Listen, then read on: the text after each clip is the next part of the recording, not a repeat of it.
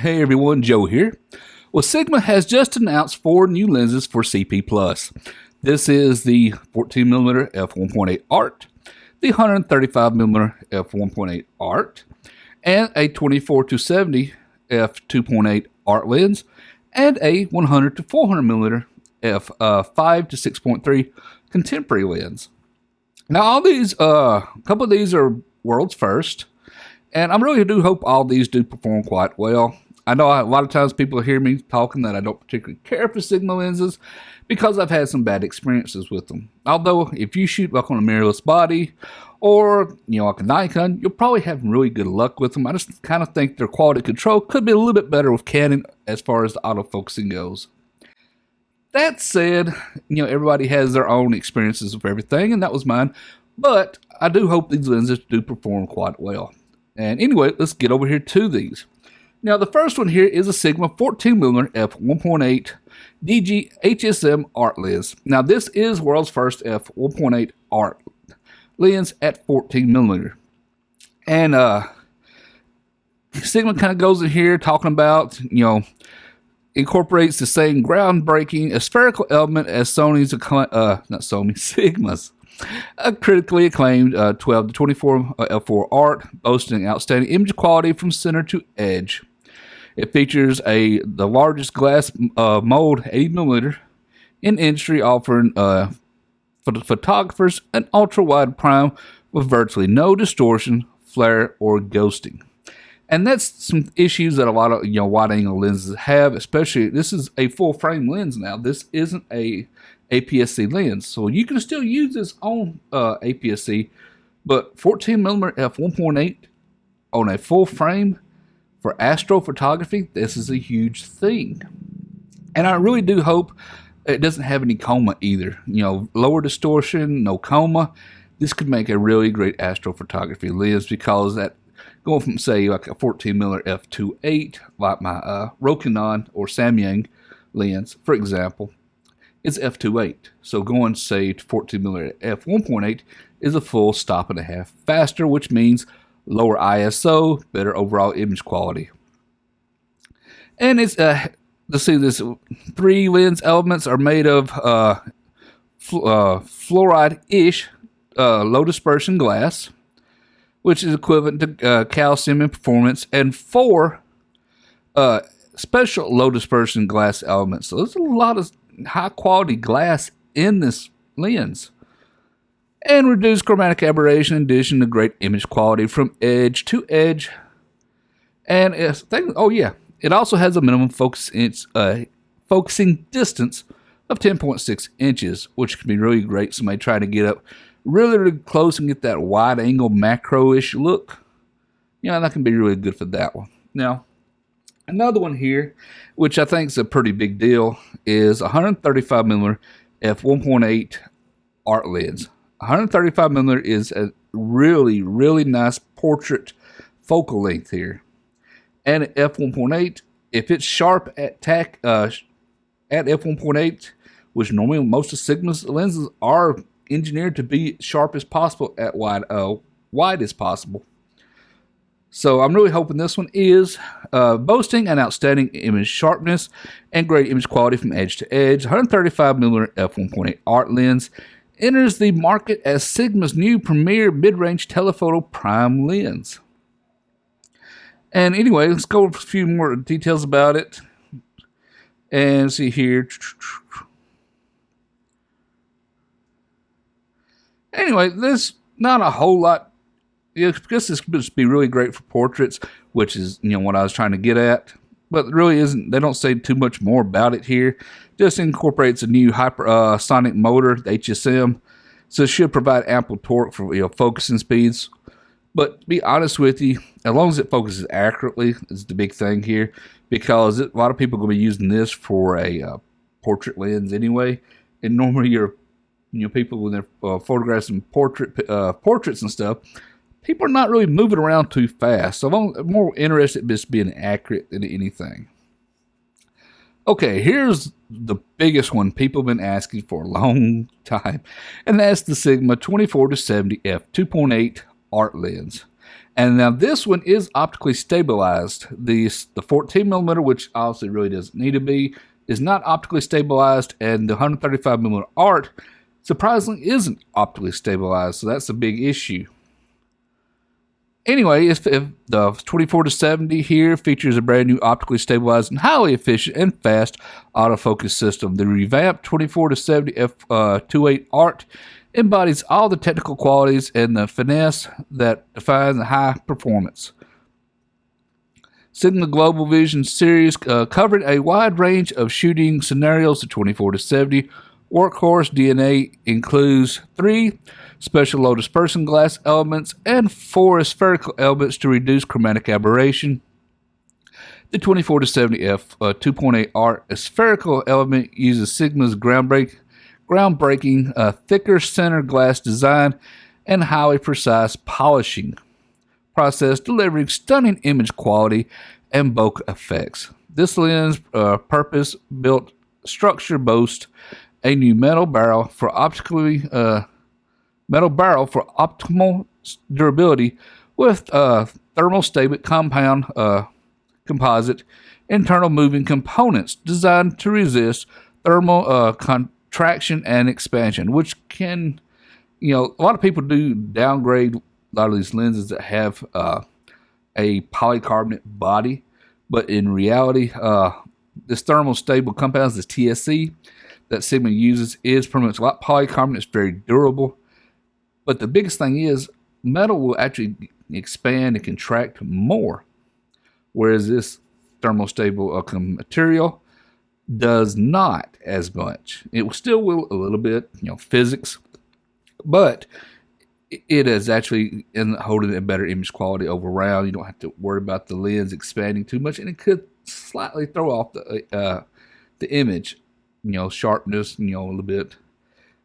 It's normally very minor. Most people never notice it, but it is a technical detail that you may want to consider if you travel, say, Antarctica. So if you go to Antarctica, North Pole, or you decide to visit Venus, all those varying temperature changes could screw your lens up. But, most folks probably will never notice this because most folks do not get in those weather conditions. All right, so anyway, let's just kind of go over the last announcement here before we actually go look at the actual products pages themselves. Now, let's talk about the Sigma 100-400 f5 to 6.3 DG HSOS contemporary lens. Boosting image outstanding reach and performance value, the 100-400 f5 to 6.3 contemporary telephoto zoom lens offers great image quality and usability with lightweight, compact, dust, and splash-proof design, which I'm actually shocked about. They're putting a dust and splash-proof design on a contemporary lens. Okay, that's new. I guess Sigma's finally starting to realize people want that. Tamron's been throwing it into all their new lenses. The Sigma's going to try to compete. They're going to have to. All right, that said, let's kind of go over here a little bit. Here is the 14mm lens, and let's kind of drop over here to the technical specifications. Now, all of these can be used with the MC11 adapter, so you can use these on your Sony Alpha bodies. So that is a good thing for those Sony shooters out there.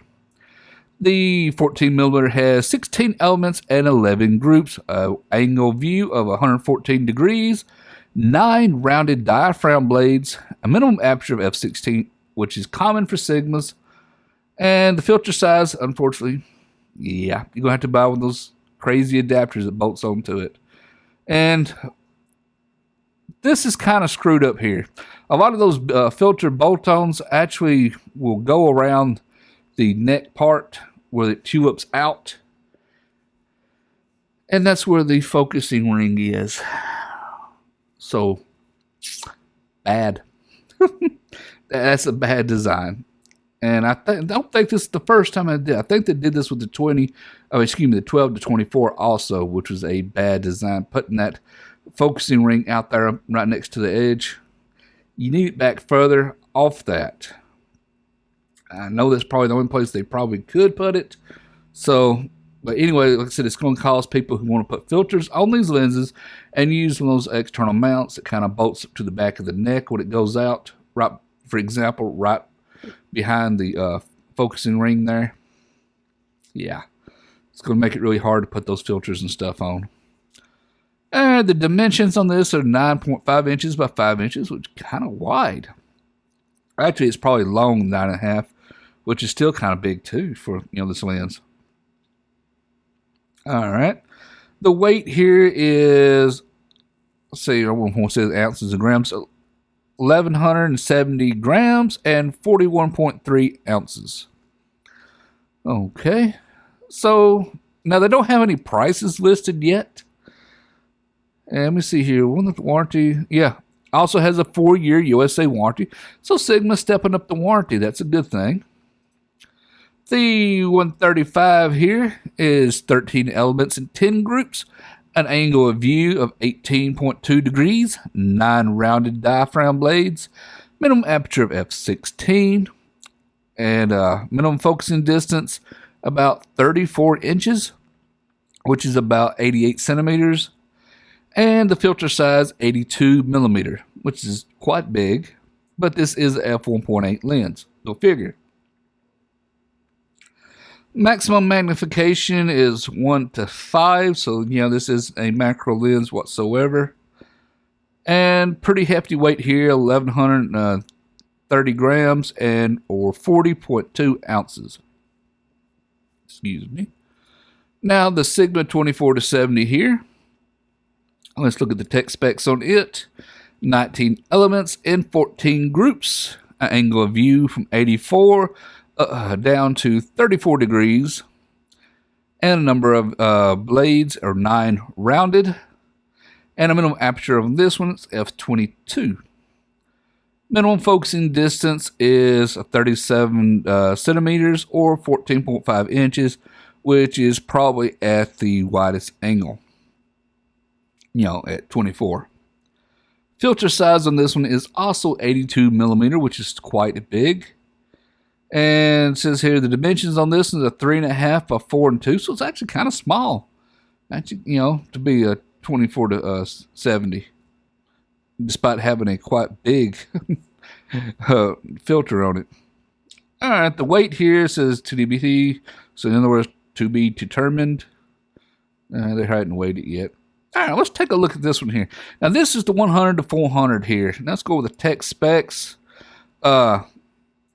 Lens construction is 21 elements in 15 groups, 9 non-rounded diaphragm blades, minimum aperture of f22, minimum focusing distance of 6.3 inches, which is quite a bit. I'm pretty sure the 6.3 is at 100, but still, that's pretty close, Filter size here is 67 millimeter, more realistic, easier to afford. Of course, this is contemporary lens. And the maximum magnification is 1 to 3.8. Kind of odd, but it's about normal. Dimensions is 86.4 by 182.3. In other words, it's 3.4 by 7.2 inches. Not huge at all. So this couldn't be a very easy to use, lightweight lens. And it has, so the weight here is 1,160 grams or 40.9 ounces. Now, like I mentioned, this one is actually, to be a contemporary lens, it looks more like a art lens. And it also has dust and splash-proof design. In other words, it's not going to be the full weather sealing you would probably see on a sports lens or like Canon L series lenses.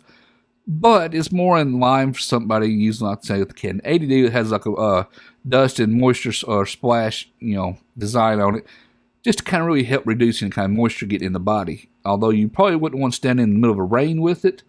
It's still, you wouldn't be too worried about going into a humid environment. So anyway, these look pretty nice. I really do hope they do perform well. Currently, there's no prices listed, but as soon as they are, prices are announced and everything, and they are available on Amazon, I will have those pre-order links and eventually normal ordering links. I'll link down in the description below if anybody's interested. But anyway, that's it for this vlog. I just want to announce these, let everybody know the technical specifications on them. I really think they'll probably be pretty decent overall. Like I said, the only problem is, I really do hope they perform far as focusing wise, better on Canon. I hope Sigma is improving on this, and I do hope the best for them. But optically, they'll probably be all fantastic. So if anybody's worried about optical performance, really on these Sigmas, you really don't have to. It's going to be good or better than anything else you're probably going to find on the market for the most part. But anyway, that's it for this little announcement. I thought I'd share this with everybody, let my new viewers know these lenses are announced now. I'll put links to Sigma's website down in the description below as well. And anyway, that's it for this video. See y'all in the next one.